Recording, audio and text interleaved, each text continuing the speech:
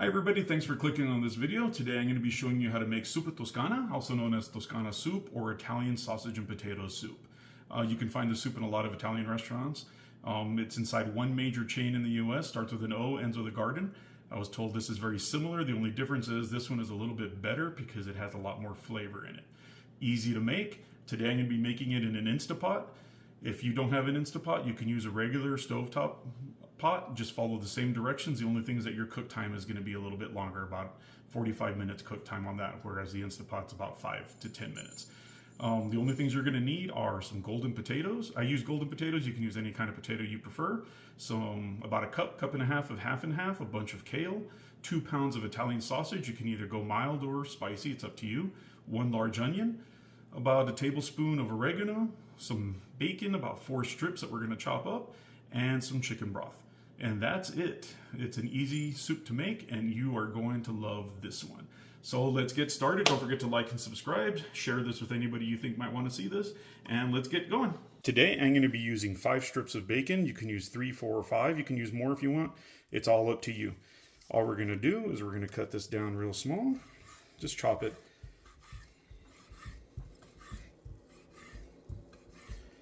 And get this and set it to the side once you're done.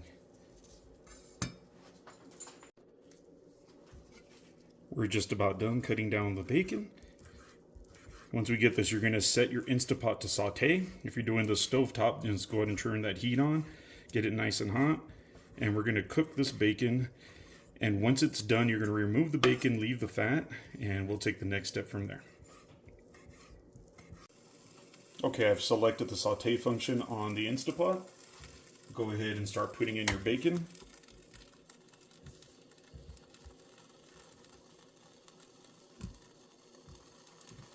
This is about 5 strips of bacon. It's up to you how much you want to use. Some people want a little more, some people want a little less. Go right ahead and do it to your liking. Some people don't want bacon at all. I highly recommend you put bacon in this though, because it adds so much flavor to this dish. So go ahead and keep stirring that until it's done cooking, and we will take the next step. Okay, I've got my bacon cooking real nice here. Got to scrape everything off the bottom. That adds a lot of flavor to it. I'm not actually getting a lot of grease out of this bacon like I was actually thinking I would. If that's the case, then go ahead and add a little bit of extra virgin olive oil to the bottom once you're done with this step. Let's give this a couple more minutes. Looks like our bacon is just about cooked. With my Instapot, I can touch the rim up here. It's still cool to the touch. I'm not sure if yours is like that, so be very careful if you do that.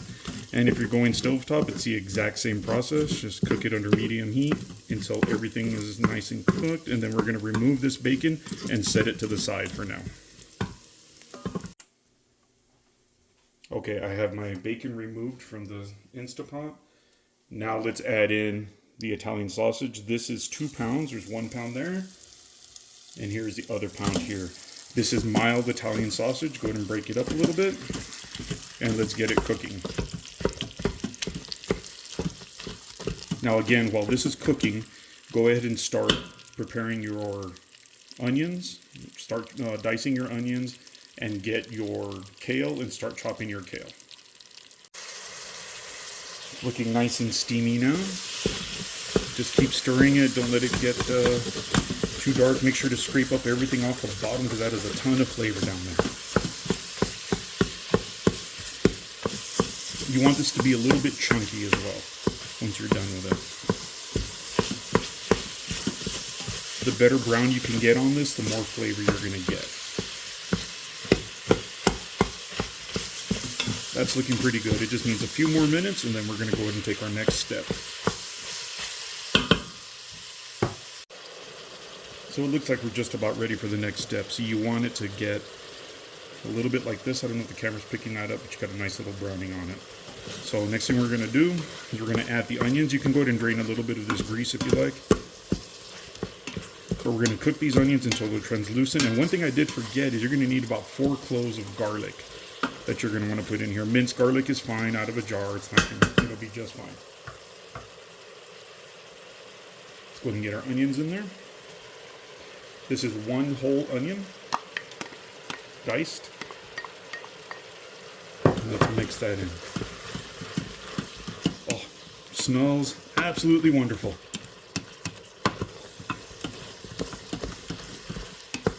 Next thing we're going to do is we're going to add our garlic. 4 cloves of minced garlic. Me, myself, I love garlic. I'm going to add just a little bit more. I actually put 5 cloves in. Stir that in. Now by this time you're going to want those potatoes to be ready pretty quick. So go ahead and cube them. Some people like to slice them like really thick potato chips, but about 1/4 of an inch thick. Myself, I like them cubed. Oh, that looks good. It smells good. Let's go ahead and let that sit for just a couple minutes. Let those onions get translucent, and then we'll take the next step. So we just added our garlic, and now I'm going to add dried oregano. Now I'm just using the Great Value dried oregano. It doesn't have to be super fancy. The flavor is still going to be there. I like a lot of oregano. You're going to want to put in like maybe about a tablespoon. I'm adding just a little bit more. Go ahead and stir that up. Onions are not quite there yet, but they are getting very close. Next step will be to add your chicken broth. About 8 ounces is a cup. You're going to want to add about 5 cups.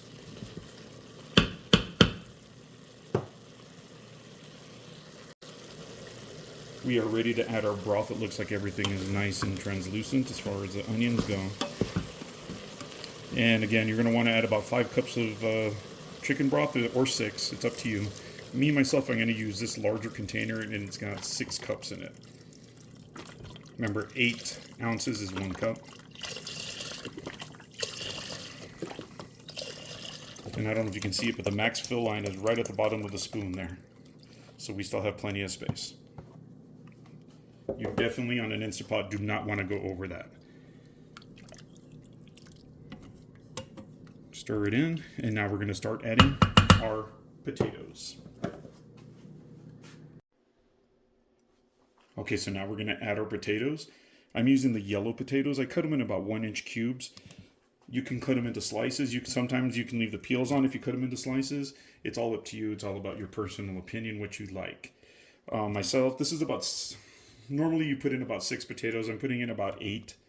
Got a teenage boy who's at the peak of his growing. He's 13 and he's already about 5'10", going on 5'11", so he's growing pretty quick. So he eats a ton, so I always have to add a little bit extra because of that. And all of these meals are pretty inexpensive. I don't know if you caught that earlier in the video. I said that all the ingredients combined cost $21, roughly $21 and change. So all the potatoes are now in. Go ahead and mix it up a little bit. We are still below the line. The max line is right, I don't know if you can see it on the camera, it's right there, right below my spoon. What we're going to do next, since this is an Instapot, seal it, set, and you're going to cook for 5 minutes.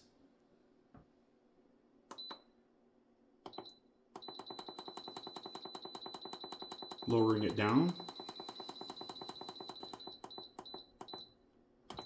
Okay, it's ready to go. Let it sit there.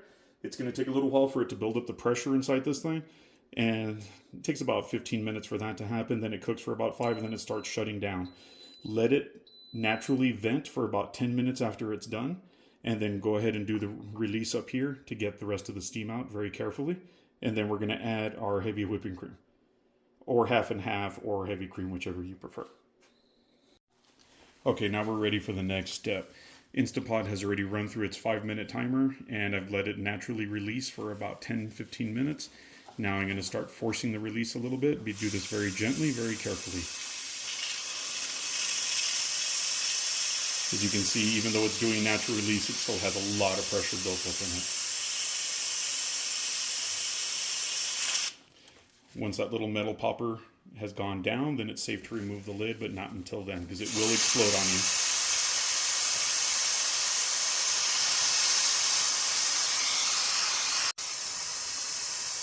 I've been releasing the steam for a couple minutes, and as you can see, it's still got plenty of pressure left in it. I like to use a paper towel over the top, because otherwise the splatter comes up and hits everything and just lands pretty much everywhere. So this controls it just a little bit. I can hear that the pressure is starting to slow. It's almost there. Just a quick little lesson. If you've never chopped kale before, you have this stem back here. You want to remove that and just chop this leafy part right here. You want to chop it really fine, because if you don't, it's going to get kind of stringy in your soup. It looks like my pin has gone down. Let's go ahead and take a look for the first time, see if it explodes on me. All right, it didn't. Oh boy, that smells so good. Set that to the side. Next thing you want to do is go ahead and put in your chopped kale.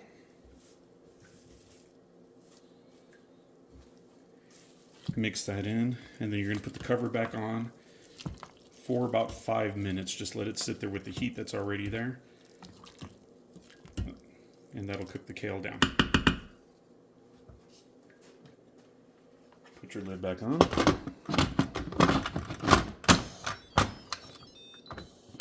And just let it sit. 5 minutes. Okay, it's been cooking for about 5 minutes. Let's remove the lid. And I was just using the residual heat to cook the kale. And it looks like it's about ready. So the last step you are going to do before you serve this is you're going to add about 1.5 cups of, I'm using half and half. You can use heavy cream, heavy whipping cream. I prefer half and half for this particular dish because it's already a heavy dish. You don't need it to be heavier. And there's your half. And that is it. You are ready to serve. Again, this is one of my favorite dishes. I hope you guys enjoy this. If you like this, don't forget to like and subscribe. And that way you can get some more videos. I'm going to be putting out videos every week. Just pop the camera there. Oh, and somebody asked on the Instagram who that was in the background of that first shot, and that was my puppy Storm. I don't know if you saw him jumping from couch to couch, but he's a cutie. But anyway, again, a lot of the cooking that I do is for families. Again, I made this entire meal for about $21, 21 and change. The most expensive thing is the Italian sausage, 2 pounds of that. And this is way cheaper than you're going to get at the store, and it's got a much better, stronger flavor than what you get at those restaurants. So good luck to you. Again, like and subscribe, and I will see you next time.